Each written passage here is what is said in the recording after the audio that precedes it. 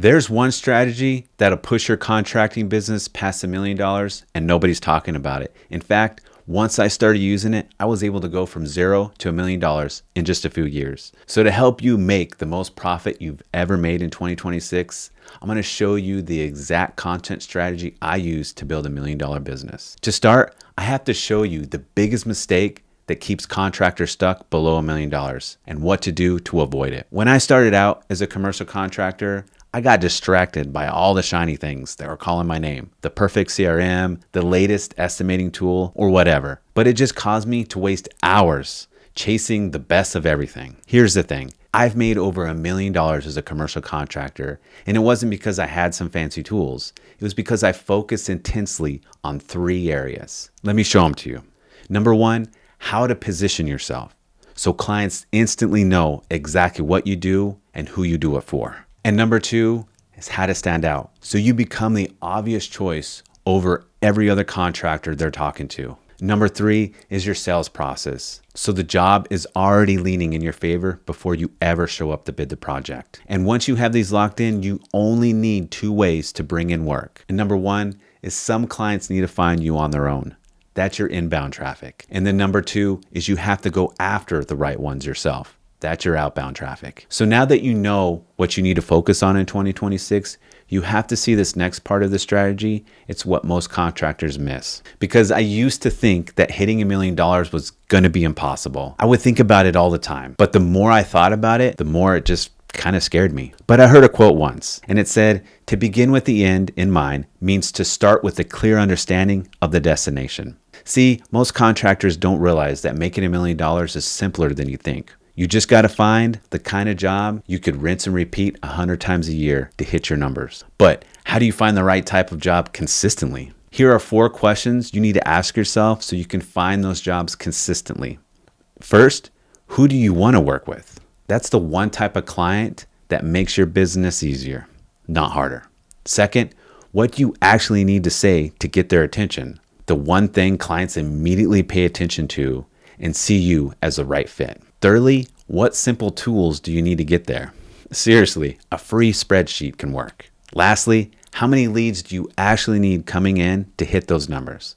And once you have the system down, it's a matter of just cranking the handle because you know what works and you can finally stop guessing. But having the answers to these questions is only the first part. You have to get more clear on what you're actually doing so you can hit $1 million in 2026 as a commercial contractor. Because I fell into a trap of offering every service when I first started out just to keep busy, but none of it landed me commercial work. But once I picked one area to be known for, I landed my first $20,000 commercial exterior project, all because I knew I could deliver on their specific needs. Here's the thing. Commercial clients don't care if you're the guy who does everything, like you're a residential contractor. They need you as their trusted advisor for their commercial buildings or properties. So you have to become the go-to for repainting medical office, or you only do industrial floor coatings for warehouses, or apartment terms just for property managers. You need to get specific. You pull in the clients who actually need you, making it easier to deliver results and scale toward $1 million. Next, let me show you the common problems your ideal clients face, because knowing them will set you up to hit $1 million. One of my biggest problems I had early on was knowing who I should actually be targeting. I tried to go after everyone, and it just held me back. But here's the thing. I got one property manager who gives me steady jobs every single season. And every year, it never fails. He calls me out of the blue and he needs me that week. That kind of work adds up fast. But the problem is most contractors want to target everyone. But if you want to hit $1 million, you need to find clients who aren't just annoyed by a problem. They need it fixed now. I mean, think about it. You want clients with real deadlines. Like, if it isn't finished before Tuesday, my business takes a hit. Or if a property manager doesn't get repairs done, they can lose tenants or get fined. That's real pain with real money on the line. Or how about a dental office and food factories? They're always stressing about safety inspections and codes. That's the kind of pressure that gets you landing commercial jobs over and over. So the way that you're going to reach your $1 million goal is by knowing the right type of clients to look out for. Next, let me show you exactly how to spot the clients who actually pay fast. And almost all contractors miss this, because almost every contractor I talk to makes the same mistake when when they're starting out. They try to help everyone and don't focus on the real make or break it problems for the people who they're targeting. Look, every $1 million contractor I know crushes one of these 5 business critical needs. Let me break them down to you. Number 1, safety and compliance. This is stuff like fireproofing, coatings, staying on top of OSHA regulations. Some facilities are all about this. If you keep them safe, they pay. Number 2,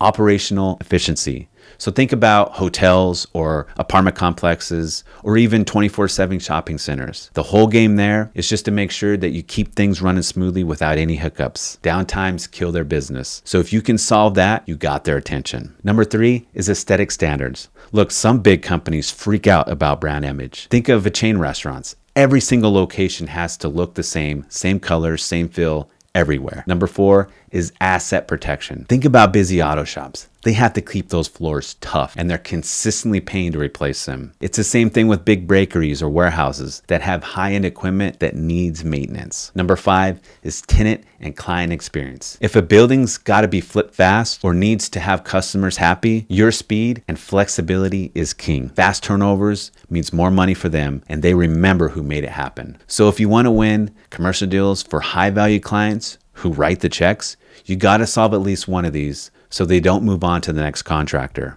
But knowing you can solve one of these problems is only the beginning. You also need to watch my next point so that you can be trusted to get a shot at commercial jobs. I used to think that commercial work was for some elite club, like you needed at least 20 years experience, a stack of certifications, and a secret handshake just to get on the job.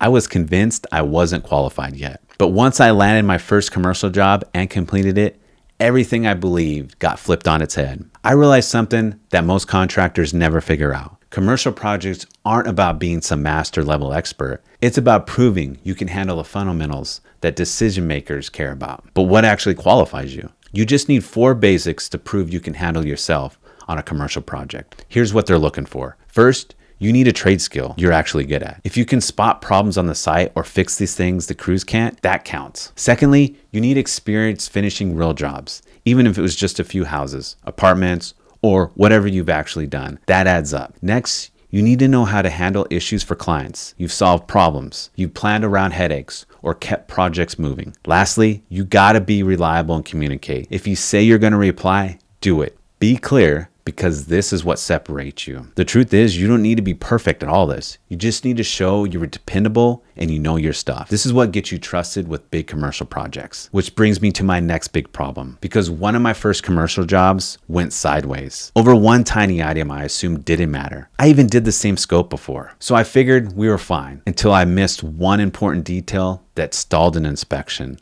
And that facility manager lit me up. That's when I learned the truth. You don't lose commercial work because your quality is bad. You lose it because you make the client's life harder. In this game, one small oversight can cost you the next 3 jobs. So to help you from making the same mistakes I did, here are 5 critical mistakes you need to avoid as a commercial contractor. Mistake number 1, gotta understand what missing a deadline actually does. When you don't hit a deadline on a commercial job, it's not just an inconvenience. It means tenants can't move in, inspections get delayed, and suddenly everyone in the project is looking at you as a bottleneck. Number 2, know the stakes in sensitive environments. If you're working in a medical or health facility and you miss an inspection window, that's not a small problem. It's a major operational disruption. These clients are under strict regulations and they expect you to be the guy who prevents the issues, not creates them. Number 3, respect the revenue pressure commercial clients face. In residential, a homeowner gets annoyed, but in commercial projects, every day a business can't open, they're losing money, sometimes thousands per day. That pressure